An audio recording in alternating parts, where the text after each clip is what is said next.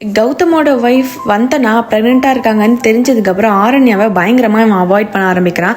அதெல்லாம் தெரிஞ்சு இவன் பயங்கரமாக சண்டை போட்டுகிட்டே இருக்கா. இவங்க லேட் நைட்டில் பேசுறது இது எல்லாமே வந்தனாக்கும் கொஞ்சம் கொஞ்சமாக தெரியுது.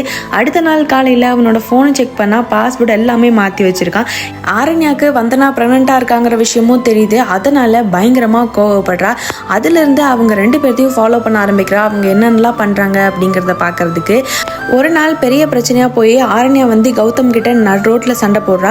அவங்க ரெண்டு பேரும் சண்டை போட்டுட்டு இருக்கிறத வந்தனா வந்து அவங்கள ஃபாலோ பண்ணிட்டு வந்தே பார்த்துறா. அதனால வந்தனாவும் கௌதம் கிட்ட இருந்து கோச்சிட்டு அவங்க வீட்டுக்கு வந்து போயிடுறா.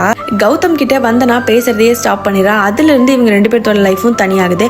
கௌதமோட பொண்ணு ஆர்த்திக்கு அவனை பார்க்கணுன்னே இருந்ததுனால அவங்க அம்மா கிட்ட கூட சொல்லாமல் ஒரு நாள் தனியாக ஆட்டோ ஏறி போயிடுறா.